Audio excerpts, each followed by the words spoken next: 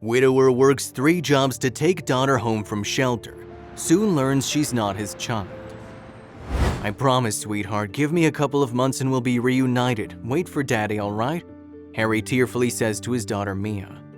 Don't leave me here, daddy, please. Where's mommy? Leave me with mommy instead, she cried. Your mom, Harry hesitates. Your mom's gone on a long business trip. I don't know when she'll be back. He lied to spare his daughter the hurt. The truth was his wife died a month ago after battling cancer. He hugged his daughter tight and said he'd visit again the following day. You promise? Mia asked him. I promise, Harry nodded, holding out his pinky for a pinky swear. That night, Harry went to work at a warehouse where he was the night shift porter. He had finished another 6 hours of work and had 2 hours to rest in the locker room before going to his next job, the grocery store where he worked as a cashier. While working there, he came across an old friend of his late wife, Samantha. Hey, Ava, he greeted her. How have you been?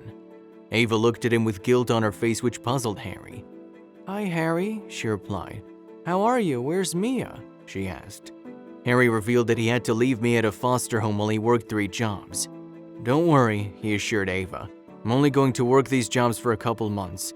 Once I have enough money to pay off the house in full, I'm going to take her back and we'll never be apart again. Ava asked Harry if he wanted to go out to lunch. I have something to tell you. I should have told you a long time ago, but I was afraid of what Samantha would do to me, she told him after inviting him to lunch. Of course, Harry said. Come on, let's go to my favorite cafe, he added, taking his apron off to take the hour-long lunch break. While they were eating, Harry revealed that he had devoted himself to earning enough money to raise Mia alone. Our savings were depleted trying to save Samantha, he admitted. We're only a couple of months away from paying off our house in full, but now I'll be able to do that even quicker if I work non-stop. You should take care of yourself, you know. Working 3 jobs isn't healthy at all, Ava said. Harry shrugged. I'd do anything for my daughter, even if it means not seeing her for a while because of it. I'm sorry this had to come from me, Ava suddenly said. But the truth is, 7 years ago, Samantha met a man at a bar.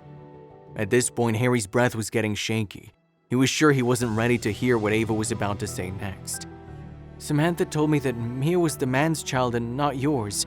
She didn't want to tell you because she saw how happy you were when you found out she was pregnant, Ava revealed. After the horrific news, Harry was too shaken to go back to work. He headed straight home where he cried for hours. What did I do to deserve this? He yelled at no one in particular.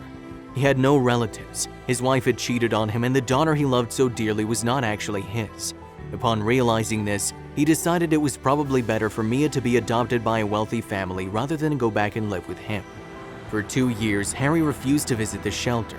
During this time, he was promoted to store manager where he once worked as a cashier. He was able to pay off his home and even purchased a small and expensive car. While Harry was managing the store one day, he received a call from the shelter. About Mia, the man on the other line revealed.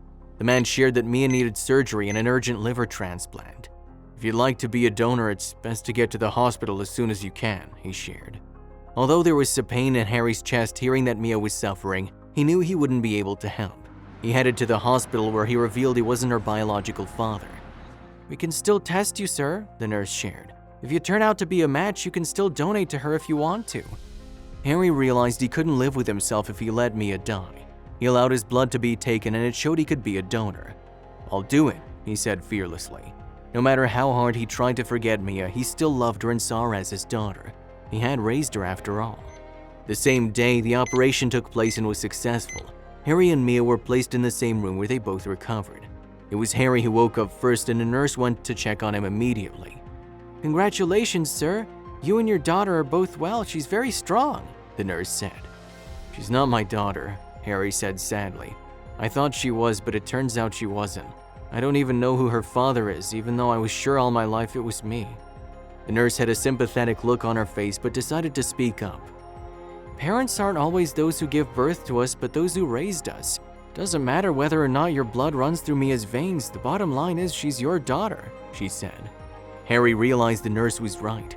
Mia had always known him as her father, and that would never change. Likewise, she was his only daughter, and nothing was going to change that.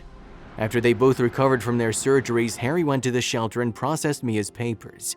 I'd like to take my daughter home, he told the manager. Upon hearing this, Mia couldn't help but cry and she embraced her father with all her might. I love you so much, Dad. I missed you.